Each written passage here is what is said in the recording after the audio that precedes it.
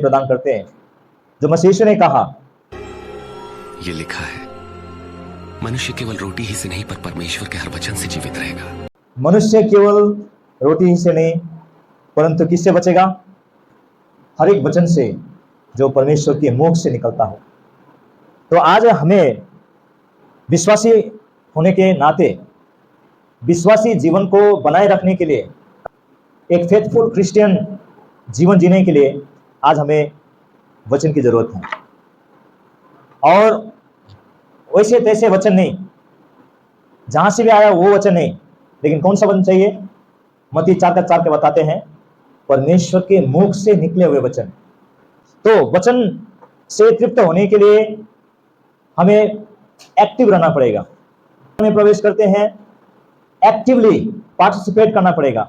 हर एक विश्वासी को, चाहे हम बैठे हुए हैं, चाहे हम आराम से बैठे हुए हैं, चाहे हमें तकलीफ हो रही है, वो कोई बात नहीं है, लेकिन इस बात को सुनिश्चित करना है कि जो भी वचन मैं बाइबल से पढ़ता हूं और वो मुझे आत्मिक खुराक के रूप में मिले, इस बात को सुनिश्चित करना है।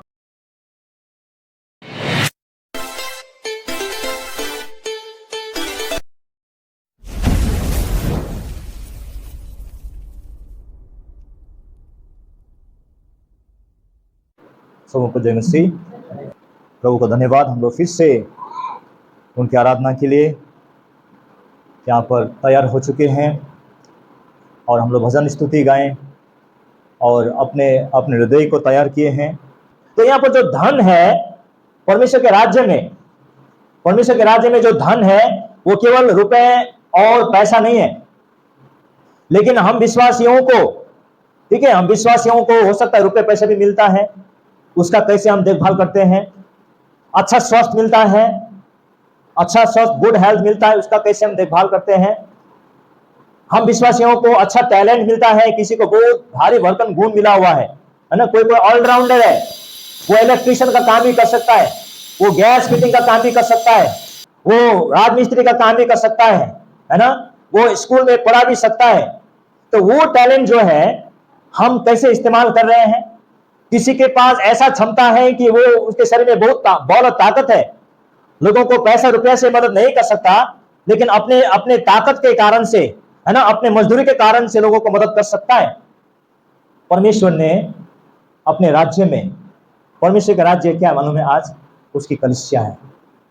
हम सभी परमेश्वर के राज्य हैं और परमेश्वर ने हमें अंधकार के शक्ति से छुटकारा देकर अपने पुत्र यीशु मसीह के राज्य में प्रवेश कराया है। कोलोसी 1:13 और 14 में बताता है, उसे हम नहीं पढ़ेंगे।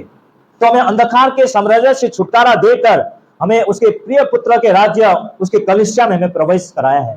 आज यदि हम विश्वासी हैं, यदि हम कलीसिया जाते हैं, यदि हम कलीसिया का सदस्य है, तो हम ऑटोमेटिकली परमेश्वर के घर के सदस्य भी हैं, परमेश्वर के परिवार के सदस्य भी हैं, परमेश्वर के राज्य के हकदार भी हैं। आज हम परमेश्वर के राज्य के लोग हैं। तो परमेश्वर ने आज हमें कलीसिया में विभिन्न प्रकार के क्षमता वाले लोग दिए हैं। यहाँ पर इस दृष्टांत के द्वारा ये बताया जा रहा है कि जिनको 5 मिला था उसने डबल कर दिया, और जिनको 2 मिला था उसने भी डबल कर दिया था, लेकिन जिसको 1 मिला था उसने अपने टैलेंट को इस्तेमाल नहीं किया और उसे क्या कर दिया? मिट्टी में दफन करके रखा। तो यहां तक आप जान लीजिए। अब हम सीन नंबर 2 में जाएंगे कि सीन नंबर 2 में क्या है मालूम है? Return of the master. जो मालिक है अब बहुत दिनों की यात्रा पश्चात अपने हिसाब किताब लेने के लिए अपने घर वापस आ रहे हैं। तो 25 अध्याय का 19 से लेके नीचे थोड़ा पढ़ पढ़ेंगे। तो अभी दृष्टांत का सेकंड और लास्ट पार्ट में हम लोग आ रहे हैं।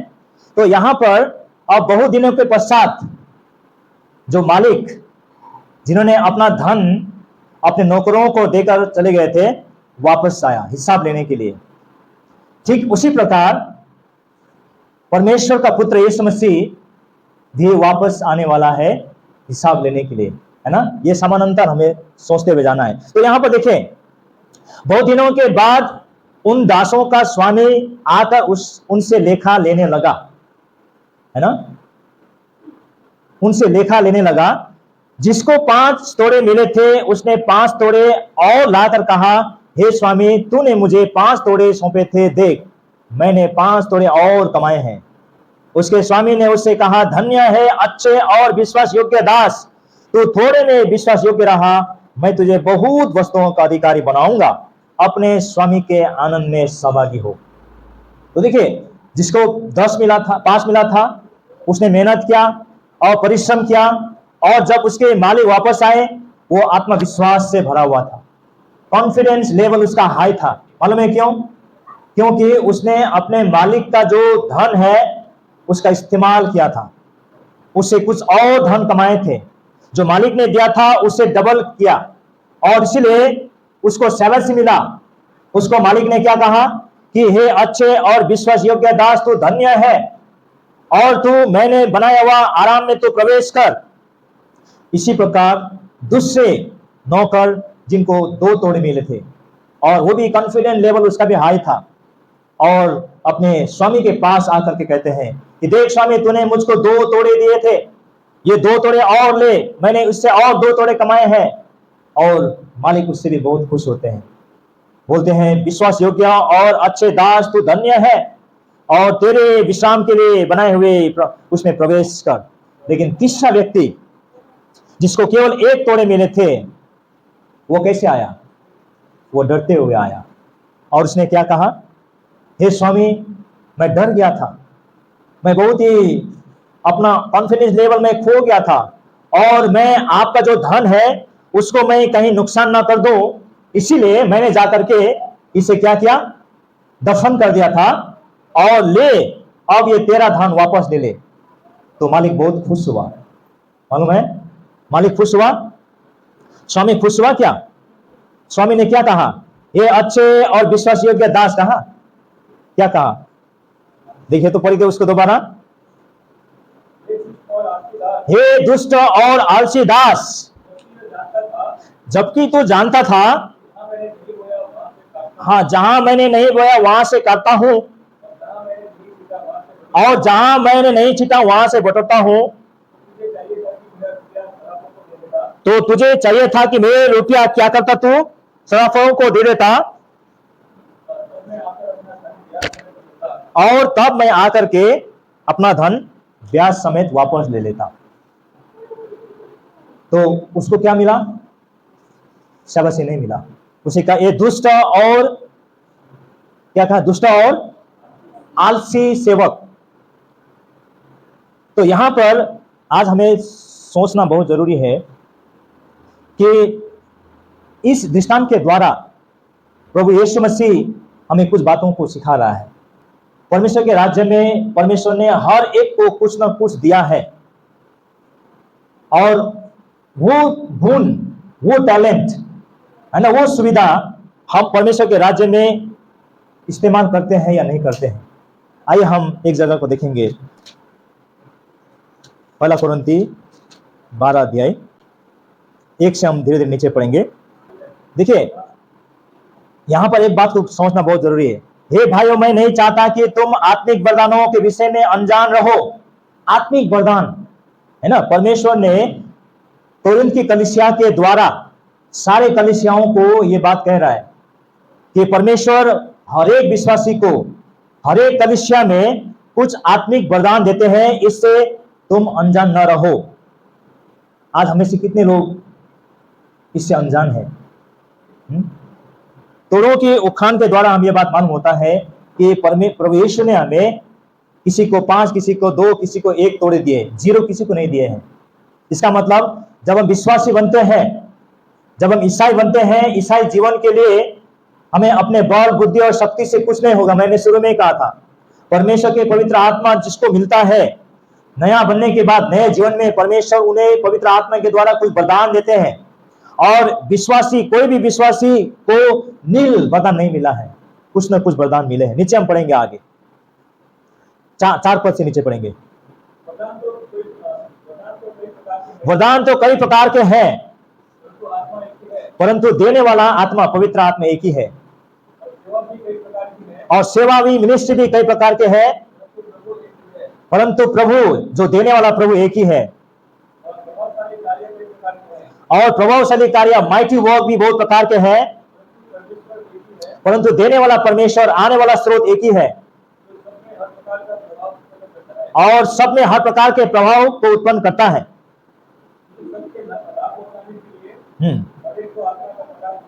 देखिए, सबको लाभ पहुंचाने के लिए, अभी देखिए इसको थोड़ा विस्तार में देखिए, क्योंकि एक व्यक्ति को, एक ईसाई को, एक विश्वास को उसी आत्मा के द्वारा बुद्धि की बातें दी जाती है